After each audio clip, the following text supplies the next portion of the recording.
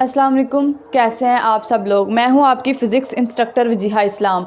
हमने first year की physics का चैप्टर नंबर 1 स्टार्ट किया हुआ था, जिसका नेम है हमारे पास मेजरमेंट्स। आज जो हमने टॉपिक स्टार्ट करना है वो हमारे पास कौन सा system, international system of units. अब यहाँ पे जो यूनिट है हमारे पास, ये यूनिट्स क्या होते हैं, मैंने आपको बताया था किसी भी फिज़िकल क्वांटिटी को मेजर करने के लिए हम क्या करते हैं, यूनिट का यूज़ करते हैं। तो फॉर एग्ज़ाम्पल अगर हमने किसी चीज़ जो हम कुछ अपने ही मेयार सेट कर लेते हैं, यूनिट्स के मेयार सेट कर लेते हैं। फॉर एग्जांपल जैसे कि लेंथ है, उसको हम किस में मेजर करते हैं, मीटर के अंदर करते हैं। इसी तरह हमारे पास जो मैस है, उसको किस में मेजर करते हैं, हम किलोग्राम में मेजर करते हैं। उसके बाद हमारे पास जो आता है टाइम को हम किस में मेजर करते हैं, सेकंड में मेजर करते हैं। इसके अलावा हमारे पास जो लेंथ है उसके और भी यूनिट्स होते हैं, वो हम किस में कौन कौन से हमारे पास, एक तो हम उसको कहते हैं कि हमने इंच वगैरह, फुट वगैरह में उसको मेजर कर लेते हैं। इसी तरह जो टाइम है उसको किस में मेजर करते हैं, वीक में करते हैं, ईयर में करते हैं। तो जब 1960 से पहले जब भी किसी कंट्री ने किसी दूसरे कंट्री से कोई चीज़ मंगवानी होती थी तो हर कंट्री के अलग अलग यूनिट्स होते थे, तो उनके मंगवाने के लिए उनको उनके ही यूनिट्स में बताना पड़ता था। ये बहुत ही मुश्किल काम था। तो 1960 में एक कॉन्फ्रेंस हुई जिसमें ये मीटिंग हुई कि ये क्या इश्यूज़ वगैरह आ रहे हैं, प्रॉब्लम्स होती हैं एक दूसरे से चीज़ें मंगवाने के लिए, उनको उनके ही यूनिट्स में बताना पड़ता है। तो क्यों ना हम इसको एक ही यूनिट, स्टैंडर्ड यूनिट में चेंज कर दें। तो वहाँ पर जो मीटिंग हुई, वहाँ पर इंटरनेशनल जो उन्होंने कहा कि इंटरनेशनल सिस्टम ऑफ यूनिट्स बना देते हैं, जैसे कि हमारी जो इंग्लिश है वो इंटरनेशनल लैंग्वेज भी है। तो वहाँ पे उन्होंने कुछ मेयार सेट कर दिए, कुछ यूनिट्स डिक्लेयर कर दिए हमारे पास, जिनको हमने नाम दिया एसआई का। एसआई स्टैंड फॉर क्या होता है, सिस्टम इंटरनेशनल यूनिट्स। उसके बाद उन्होंने उसी मीटिंग में यूनिट्स को 3 टाइप्स में डिवाइड कर दिया। अब वो 3 टाइप्स कौन कौन सी हैं हमारे पास। फर्स्ट वन जो हमारे पास टाइप आती है वो हमारे पास आती है बेस यूनिट्स आते हैं हमारे पास, और सेकंड वन जो आती है हमारे पास डिराइव यूनिट्स होते हैं, और थर्ड वन जो उन्होंने बताया था हमें वो कौन से थे, सप्लीमेंट्री यूनिट्स थे। अब बेस यूनिट्स क्या होते हैं, मैंने यहाँ पे कुछ टेबल बनाया हुआ है बेस यूनिट्स का। तो फर्स्ट वन मैंने यहाँ पे जो फर्स्ट कॉलम लिया है वहाँ पे मैंने क्या लिया है, फिज़िकल क्वांटिटीज़ ली हैं। वो कौन कौन सी है मेरे पास, लेंथ है, मैस है, टाइम है, टेम्परेचर है, इलेक्ट्रिक करंट है, इंटेंसिटी ऑफ लाइट है और अमाउंट ऑफ सब्सटेंस है। ये कौन सी हमारे पास, ये फिज़िकल क्वांटिटीज़ हैं हमारे पास। अब इन्हीं फिज़िकल क्वांटिटीज़ के मैंने आगे कुछ यूनिट्स लिख दिए हैं। इनके जो मैंने यूनिट लिखा है, लेंथ का किस में लिखा है, मीटर में लिख दिया है। मैस को मैंने किलोग्राम में लिख दिया है। टाइम को मैंने सेकंड में लिख दिया है। देन टेम्परेचर को मैंने किस में लिखा है, केल्विन में लिखा है। इलेक्ट्रिक करंट को एम्पेयर में लिख दिया है। इंटेंसिटी ऑफ लाइट को मैंने कैंडेला में लिख दिया है। अमाउंट ऑफ सब्सटेंस को मैंने मोल में लिख दिया है। अब यहाँ पे एक बात क्लियर कर लें, फिज़िक्स में एक कन्वेंशन है। क्या कन्वेंशन है कि जब भी हम किसी भी चीज़ का यूनिट का पूरा नेम लिखते हैं तो उसको किस में लिखते हैं, स्मॉल लेटर्स में लिखते हैं। आपको नज़र आ रहे होंगे इनके स्पेलिंग सारे स्मॉल में लिखे हुए हैं। बट जब इनको इसके सैम्बल्स में लिखते हैं तो कुछ हम स्मॉल आ जाते हैं, कुछ हमारे पास क्या आ जाते हैं, जो साइंटिस्ट का नेम होता है उसको हम किस में लिखते हैं, कैपिटल में लिख देते हैं। जो नहीं होता साइंटिस्ट का नेम उसको हम स्मॉल लेटर्स में ही डिनोट कर देते हैं।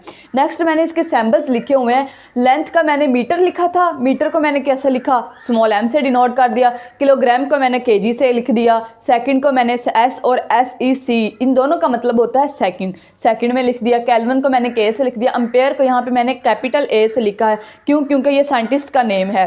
देन हमारे पास कैंडेला आता है, कैंडेला को मैंने CD से लिख दिया। मोल आता है और मोल को मैंने MOL से डिनोट कर दिया है। These are the base physical quantities and these are the base units. अब हमसे अगर कोई पूछे कि हमारे पास बेस यूनिट्स कितने होते हैं, तो हम उसे क्या कहेंगे, हमारे पास बेस यूनिट्स कितने होते हैं, 7 होते हैं। कितने होते हैं, 7 होते हैं। कितने, 7 होते हैं। बेस यूनिट्स कितने होंगे हमारे पास, 7, क्योंकि हमारे पास फिजिकल क्वांटिटीज़ कितनी है, हमारे पास 7 है। तो उन्हीं फिजिकल क्वांटिटीज़ के हमने यूनिट्स जो होते हैं उन्हीं को हम कहते हैं बेस यूनिट्स हैं हमारे पास। देन आगे हमारे पास आते हैं डिराइव्ड यूनिट्स आते हैं।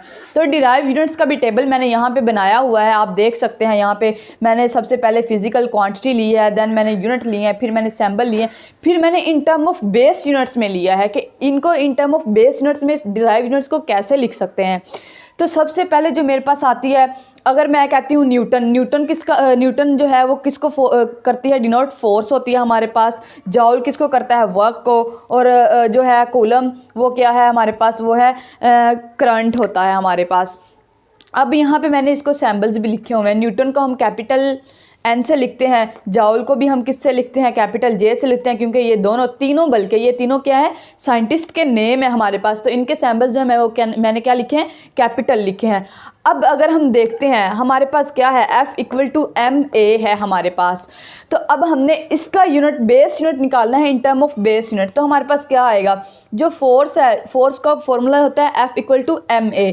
अब मैस MA, यहाँ पे मैस है, मैस का यहाँ पे मैंने आपको क्या बताया था, किलोग्राम है, तो वो मैंने यहाँ पे लिख दिया किलोग्राम। आगे आता है एक्सेलरेशन। एक्सेलरेशन का जो यूनिट होता है वो मीटर पर सेकंड स्क्वायर होता है, तो वो मैंने यहाँ पे लिख दिया है मीटर पर सेकंड स्क्वायर लिख दिया है। देन हमारे पास वर्क आता है, तो वर्क का जो फॉर्मूला होता है W इक्वल टू FD होता है हमारे पास।